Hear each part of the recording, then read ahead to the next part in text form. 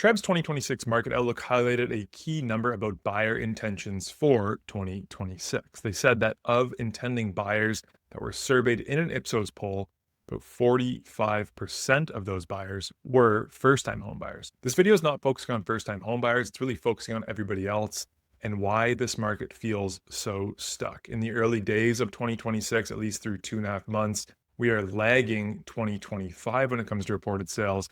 And 2025, as has been well documented, was one of the slowest years, if not the slowest year, in Toronto Regional Real Estate Board history. So today, I'm going to use Durham region as an example, walk you through 5 scenarios of different types of buyers trying to move up in this market to try and highlight to you why things are so slow out there. Hey there, if you're new here, I'm Rob Marsiglio. I'm a sales representative with Valerie Real Estate. It's Canada's first ever AI-powered brokerage, and every week on this channel, I bring you some no-fluff insights as to what is happening in the GTA market. That's kind of content that interests you. If you're interested in learning more about GTA real estate, consider liking this video and subscribing to the channel so you don't miss anything going forward. Let's get right into today's content. I am a bit of a Durham homer living out this way, which is why I'm going to use these examples for you.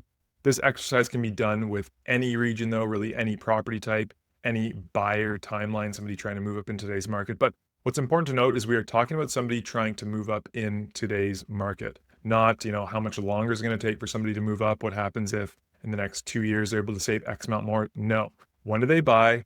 If they're trying to move up now, what is the situation that they are in? And for this exercise, again, like I said, we're using Whitby, Ontario. All scenarios assume a 5-year fixed mortgage rate, and we are moving up into a 4-bedroom detached home, which for February of this year, the median price, at least going through February, was $1,052,000. A note on that rate was just to keep the math clean. So all scenarios are using that 5-year fixed rate. In reality, there was a lot of people who used maybe 3-year fixed, or they went variable over the time frame that we're going to be talking about. But just to keep it clean, we used 5-year fixed rates. So these scenarios could play out a little bit differently depending on if you went variable, if you went with a shorter term fixed rate mortgage. Again, I'm happy to run those scenarios for you to kind of highlight what situation you may be. So scenario 1, we're going to start with the peak buyer. These people purchased a 3-bedroom townhome sometime from November 2021 to February 2022, which is the kind of the few month peak market that we're going to use. And they spent $1 million at 10% down, and it was a 5-year fixed rate at 2.19% they got at that time. $1 million might even be conservative, because if you just looked at February in isolation, I think the median price point for a townhome, a 3-bedroom townhome in Whitby, was about $1.3 million. Absolutely wild, but we're going with $1 million for this example. So again, here's our purchase, $1 million, 100,000 down. Their mortgage plus CMHC insurance was $927,000 at 2.19% fixed. So in today's possession, their home value has come down to $741,250. Their mortgage balance is still about $860,000. The gross equity position they're in right now is $116,750 underwater, and they're looking at a monthly payment of about $4,018. Now that's their gross number, was that 116. If you look net, and this is after all selling costs, realtor fees at 5% would be about $37,000 to sell at home. Legal fees, again, this is probably low at $1,500. Their net equity position would be $155,313. 20% down at that magic purchase price that we came up with of $1,052,000 is $210,500. So their shortfall, just to cover the losses from their property value, is $155,000 or thereabouts, plus that $210,000 required down payment to get to 20% down on the next purchase. Means they need to come up with $365,800 just to make that move. So no surprise here. Any peak buyer is in essence house trapped, at least for the time being, unless they need to get out of the market and are willing to take a big loss. These people are locked into these homes until affordability really improves, until house prices start coming back.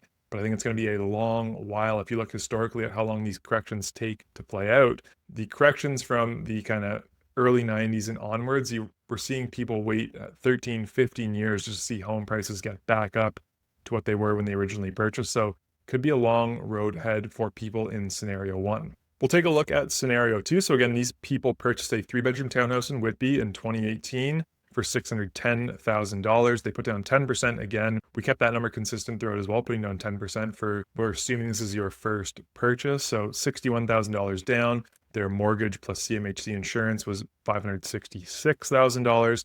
And they locked in at a 5-year fixed rate at the time of 2.89%. They did renew. So at their first renewal, their mortgage balance was $501,000 at 4.79% fixed. They had a monthly payment of $32.30, which was an increase of about $600 per month from when they originally purchased the home. And their current position as of today, so their home value, it's going to be consistent throughout. It's $741,250. Their mortgage balance is $468,000. Their gross equity position is $273,000. And when you factor in commissions for selling, legal fees, all those things, their net equity position is $234,000. So we're going to carry that equity down into their move-up scenario, up into that $1,052,000 detached home. $210,000 is required as your 20% down payment. So they have about 25 grand in surplus funds above that 20%. Their new mortgage is going to be $817,000 for a new monthly mortgage payment of about $4,200 a month, which is $1,008 more than the mortgage payment that they were making on their previous home after renewal. So you are seeing a little bit of a cushion for this buyer, 25 grand that they're netting out after the purchase.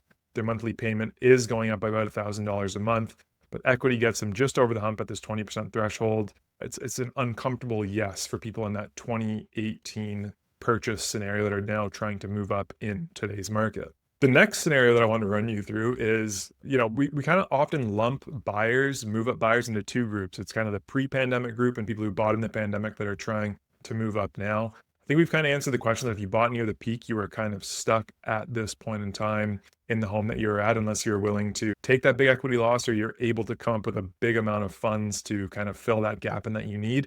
But you can't just paint everybody pre-pandemic with the same brush either, because we did see a big run up in prices from 2016 to early 2017 before we had that mini correction into 2018-19.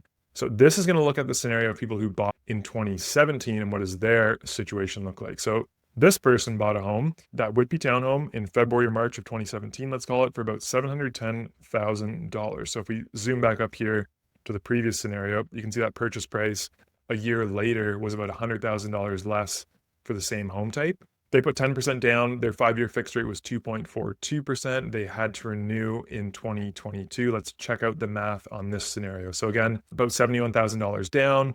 Mortgage plus CMHC was about $660,000. At renewal, their balance was $583,000. They were able to renew, again, a little bit of good luck on their part. They renewed into a relatively low rate environment compared to some others. So at 2.44% for another 5 years, their monthly payment went up to $2,914 per month. And then now 36 months into this renewal, their home value, $741,000. It's appreciated about 31 grand in the 8 years that they've owned it. Mortgage balance of $534,000, and net equity after, again, selling and all those costs is $170,000 or so dollars. So we already know that they need to pay just over $200,000 to reach that 20% number. So they have a shortfall of about $41,813 to make, because their new mortgage with CMHC insurance is going to be $911,000. That new monthly payment they're going to face is $4,700 per month. Again, that is going to be up from the previous payment they were facing on renewal of about $2,900 per month. So again, they bought at that mini peak in 2017. It's only gained about $32,000 in 8 years. You can't clear that 20% down without extra cash. So you're going to face maybe CMHC insurance premiums if you're putting less than that 20% down number. We're lucky, I guess, in the sense of when they renewed, that it wasn't at these elevated rates that we're even seeing now, and not the elevated rates that we saw in 2024. They don't need to make up quite as much. It's not that $40,000 is peanuts to make up that 20% number, but it's a little more doable than we saw up here in that peak buyer scenario, where they're needing to cover $370,000 shortfall over here. So It's a struggling is what we've got this one labeled as. The 2017 buyer is doable. Who knows how much money they're able to put away in the 8 years they own this house to make up that gap.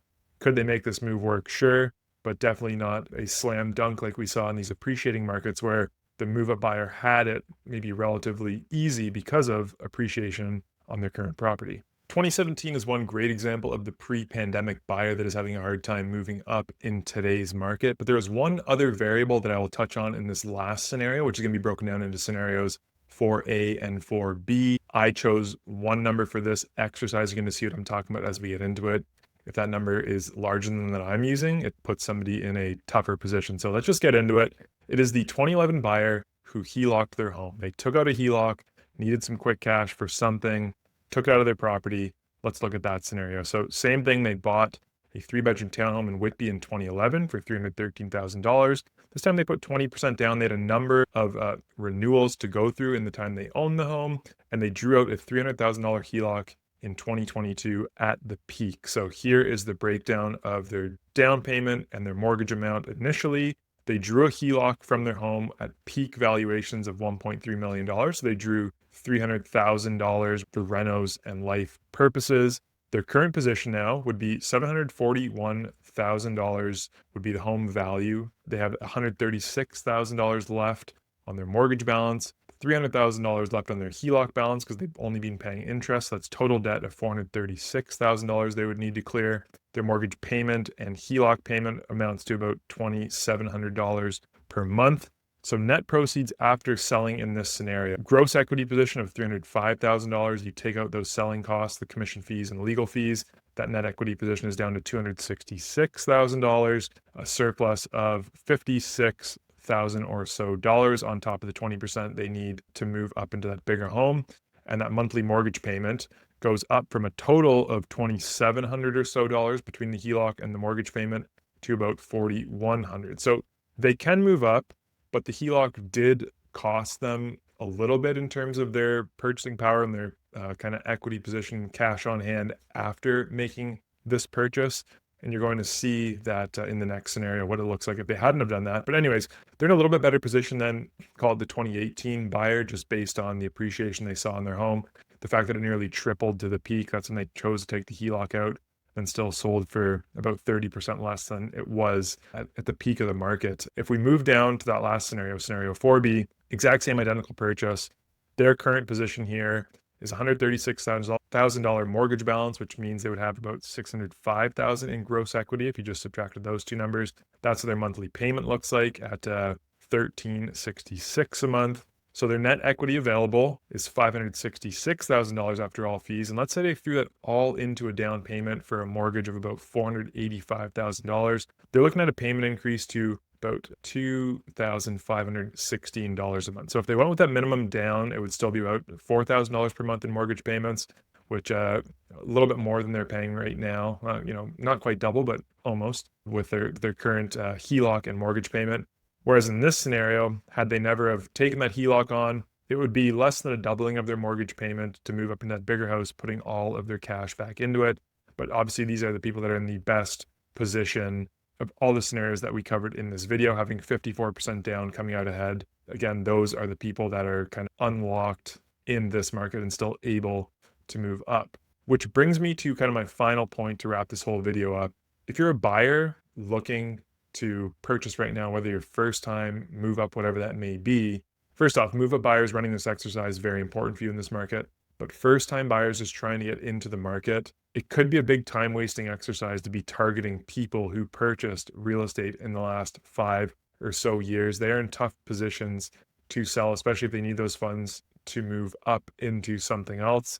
The much easier, smoother transaction right now is targeting somebody who has been in that home for 15 plus years.